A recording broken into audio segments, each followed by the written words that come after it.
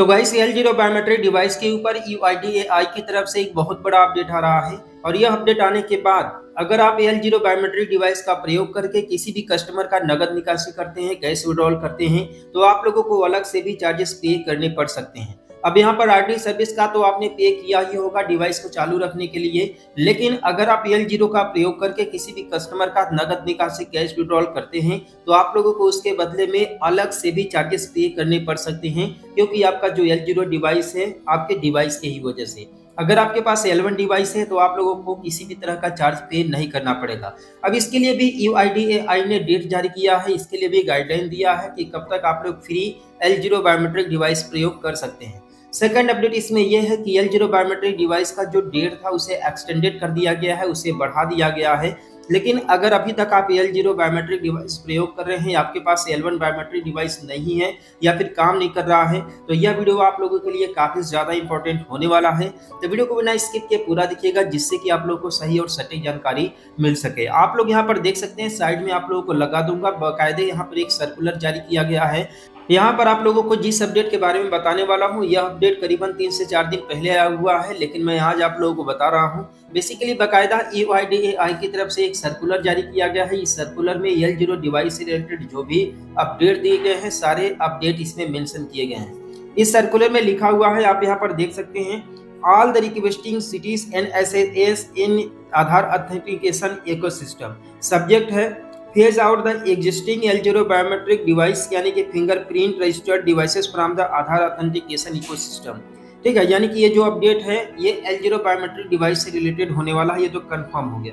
इसमें सबसे पहले यहाँ पर दिया गया है reference invited to UIDAI letter number, साथ में यहाँ पर दिया गया है कि डेटेड 29/11/2024, यानी कि 29/11/2024 का डेट इसमें दिया गया था कि एल जीरो बायोमेट्रिक डिवाइस जो है कि 31/3/2025 तक सिस्टम में बने रहेंगे।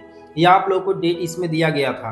ठीक, इसके बाद सेकंड में लिखा हुआ है कि it is informed that UIDAI has already stopped whitelisting new L0 biometric device registered from the 1/10/2024, यानी कि यहाँ पर 1/10/2024 से new L1 biometric device L0 biometric device को UIDAI ने व्हाइट लिस्टिंग करना बंद कर दिया है। ये तो आप लोगों को पहले ही यहाँ पर बता दिया गया था। ठीक, लेकिन सेकंड में ये अपडेट दिया गया है थर्ड में कि in this regards the undersigned the directed to convey that ठीक है the sunset period of the L0 fingerprint devices which are not valid for the as a public device certificate. कुल मिलाकर के बात करें तो यहाँ पर जो डेट है इसे एक्सटेंडेड कर दिया गया है। एक्सटेंडेड कब तक किया गया है? 30/6/2025 तक L0 बायोमेट्रिक डिवाइस को एक्सटेंडेड किया गया है। यानी कि अगर आपके पास L1 बायोमेट्रिक डिवाइस नहीं है, आपके पास L0 बायोमेट्रिक डिवाइस है, तो आप लोगों के लिए गुड न्यूज़ है कि 30/6/2025 तक इसके डेट को एक्सटेंडेड किया गया है। ठीक है, यहाँ पर लिखा गया है the date of hot listing of the individual L0 fingerprint registered devices model is indicated as annex A. ठीक है, यहाँ पर आप लोग को बताया जा रहा है कि 30/6/2025 तक इसके डेट को बढ़ाया गया है। इसके बीच में आप जो कि L0 बायोमेट्रिक डिवाइस का बेहतरीन तरीके से प्रयोग कर सकते हैं, किसी भी तरह का इसमें एरर नहीं आएगा। लेकिन अभी भी बहुत सारे ऐसे CSPs कंपनी है जो कि L0 डिवाइस को एक्सेप्ट ही नहीं करती हैं। वो लोग वहाँ पर ऑप्शन ही नहीं देते हैं किसी भी प्रकार का ट्रांजेक्शन करने के लिए। For example Airtel payment bank या फिर फिनो पेमेंट बैंक का अगर आपके पास आईडी है, तो आप लोग नॉर्मली अकाउंट ओपनिंग करने के लिए L0 बायोमेट्रिक डिवाइस का प्रयोग नहीं कर सकते हो। उसके लिए आपके पास L1 बायोमेट्रिक डिवाइस होना कंपलसरी। सेकंड में लिखा हुआ है बी में an additional fees may be waived। ठीक है, transactions conducted by the L0 fingerprint registered devices from the 1/7/2025 onwards. यहाँ पर ये बताया जा रहा है मे, यानी कि हो सकता है, ये कंफर्म्ड यहाँ पर ये नहीं किया गया है कि ये जो L0 बायोमेट्रिक डिवाइस का प्रयोग करके आप दोबारा से 1/7/2025 के बाद जब आप ट्रांजेक्शन करेंगे, यानी कि विड्रॉल करेंगे, नगद निकासी करेंगे, तो हो सकता है कि 1/7/2025 के बाद आप लोगों को चार्जेस पे करने पड़े। ठीक है, यहाँ पर ये मे बोला गया है, यानी कि हो सकता है, ये कंफर्म्ड नहीं किया गया है कि हाँ हकीकत में लगेगा है। तो देखिए, हकीकत बात ये है कि ये हो सकता है कि 1/7/2025 के बाद ही आपको किसी भी प्रकार का चार्जेस जो है कि न लगे, क्योंकि यहाँ पर कुल मिलाकर के बात करें तो यूआईडीएआई पूरी तरीके से ऑथेंटिकेशन सिस्टम को L1 बायोमेट्रिक डिवाइस के ऊपर स्विच करना चाहती है। लेकिन अभी भी हमारे बहुत सारे CSP संचालक हैं जिनके पास L0 बायोमेट्रिक डिवाइस बेहतरीन तरीके से काम कर रहे हैं और वो लोग L1 बायोमेट्रिक डिवाइस पर शिफ्ट होना नहीं चाहते हैं, या फिर कोई कंडीशन होगा, कोई प्रॉब्लम होगा जिसकी वजह से L1 डिवाइस जो कि परचेस नहीं कर पा रहे हैं। तो इस कंडीशन में यूआईडी जो है कि डे बाय डे यहाँ पर जो है कि आप लोगों को डेट दिया जा रहा है और साथ में अपने डेट को एक्सटेंडेड भी कर रहा है, जिससे कि आप लोग भी L1 बायोमेट्रिक डिवाइस परचेज कर लें।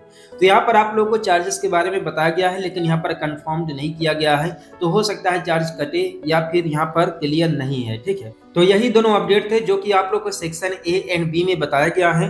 जबकि फोर्थ में यह है कि in view of the effort the requesting the citizen the ASA directed to the prudentially and measures the complete the migration of L0 fingerprint registered devices to L1 fingerprint devices before the sunset timelines। यहाँ पर ये बोला जा रहा है कि जो यहाँ पर आप लोग को डेट दिया गया है ये 1/7/2025 का, ठीक है, इस डेट को सनसेट होने से पहले यानी कि इस डेट को कंप्लीट होने से पहले आप लोग के पास अगर L0 बायोमेट्रिक डिवाइस है तो आप अपने L0 बायोमेट्रिक डिवाइस को L1 बायोमेट्रिक डिवाइस के ऊपर शिफ्ट कर लीजिए, जिससे कि आपको किसी भी तरह का ट्रांजेक्शन करने में प्रॉब्लम ना हो, किसी भी तरह की कोई प्रॉब्लम क्रिएट ना हो।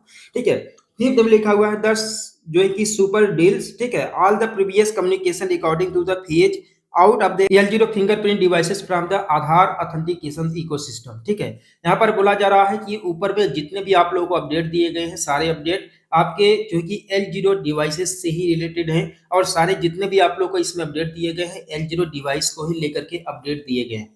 तो आप लोग को इसे पालन करना होगा, अदरवाइज में भी 1/7/2025 के बाद अगर किसी भी तरह का आप जो है कि नगद निकासी या फिर कैश विड्रॉल का काम करते हैं तो आप लोगों को एक्स्ट्रा चार्जेस पे करना पड़े। तो इस चीज से आप लोगों को थोड़ा सा बच करके रहना होगा। और अभी तक आप अगर L0 डिवाइस पर ही अटके हो, आपके पास L1 डिवाइस नहीं है, तो आप लोग कोशिश कीजिए शिफ्ट होने के लिए। तो कैसा लगा ये अपडेट यूआईडीएआई की तरफ से, आप लोग मुझे कमेंट करके जरूर बताइएगा और हम लोग मिलते हैं फिर किसी नेक्स्ट वीडियो में एक नए अपडेट के साथ।